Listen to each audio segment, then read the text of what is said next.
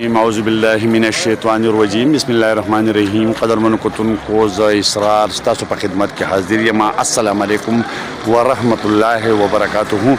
دا وخت چې کوم دی نو ماخوستن دی، تاسو ګورئ چې دا مخامخ بلکونه قمقمې چې کوم دی نو دا په شوه کې شوه کوزدر تحصیل یادینځی د هغې کې د اورنګزیب بابا چې کوم مزار دی نو دا د هغه عرس دی. دا د بهر نه نظاره ده. دا تاسو موټر سایکل ګورئ، ډېر ګڼ شمېر خلک چې کوم دی دغه شان ته ګاډي ولاړ دي، دې طرف ته هم چې کوم دی نو ګاډي ولاړ دي او ګڼ شمېر خلک چې کوم دی نو دا راغلی دی. اوس مونږ دننه ورځو مزار طرف ته. دا تاسو ګورئ مزار چې کوم دی د اورنګزیب بابا.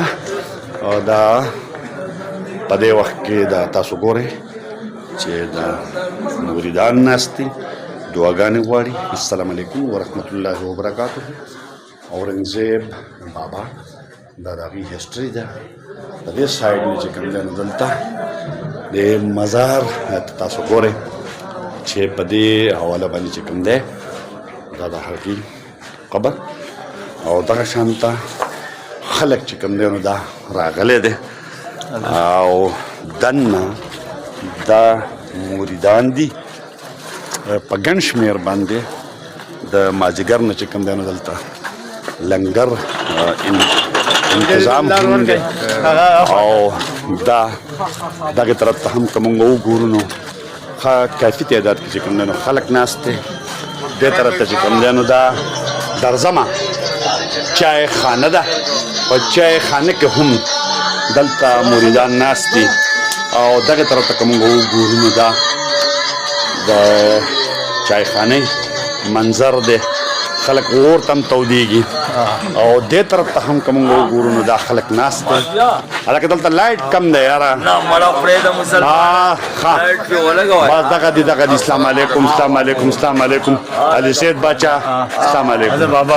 مخکې ورګه یو بل دلته هم دا تاسو وګورئ یو خپل سوري چې کوم دی نو برابر کړی دی. السلام علیکم ورحمت الله وبرکاته. څنګه الله جي نن تاسو څه وایئ په دې حواله باندې؟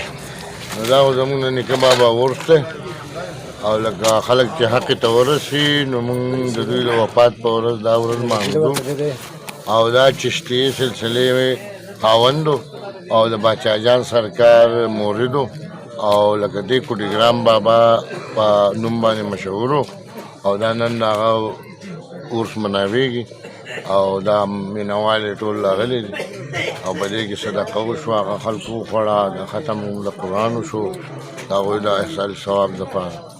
نو بس دا ټول پروګرام جاري دی او دا د ډېر وخت نه جاري. دا څویم عرس دی د دوی؟ تقریبا دا 13 عرس دی.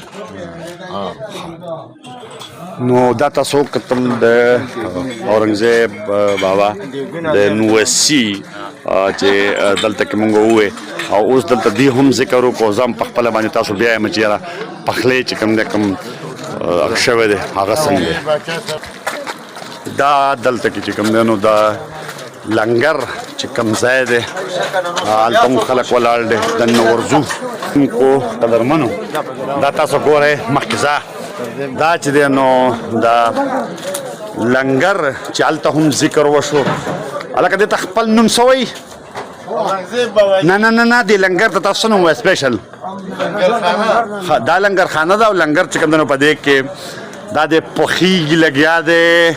څنګه لکه زنده‌باد دغه غټ دیګونه چې کوم دی نو پخ شوي دي، دې ته اکرام ورته وایي که څه ورته وایي؟ هلته هغې ووایي ښه. او دا د خدمت دپاره چې کوم دی نو دا خلک ولاړ دی. دا مختلف تله کوم ځای نه راغلی لکه مونږ خو د دې شوي یو ذاتونکي او بس د دې باچاګانو مریدان یو او دوی قدر او عزت کوو. دا اهل بیت دي. بس د نور خلکو ته هم وایي چې دوی قدر او عزت وکړي. بس ماشاءالله د بابا ننګر دی. زمونږ بابا رشوي ډېر سخي و، خلکو کورونو ته هم یې وړه او ورو شی پخېږي او وړي خلک.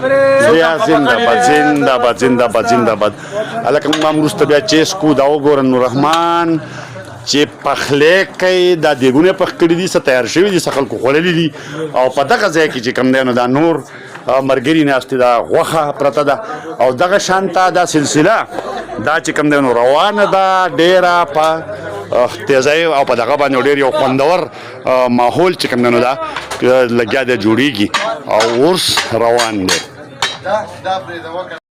دا یو بل ځای د مصیبت میلمنونو خیر ده دلته کې چې کوم دی نو دا غټ غټ دی اور ته څه وایي مچ وایي دا بیا حیدري مچ دی دلته مور د دې چې کوم دی نو دا موریدان ښایسته ښایسته ناست دي او هغه طرف ته هم ناست دي دې طرف ته هم ناست دي تاسو په کیمره غواړو مزئ دغه طرف ته هم ناست دي او دغه طرف ته هم ناست دي دلته هم چې کوم دا قوالي شته لکه وروسته قوالي هم ده به هر حال دغه یو بل منظر دی د مچ دا به یو ځلې بیا وښیم زه او کیسې مې چې کوم دی روانې دي او خلک ټول ډېر زیات په مینه کې دی دغه سلسله ده د اورنګزیب بابا د عرس چې د نن نه شروع دی او روان دی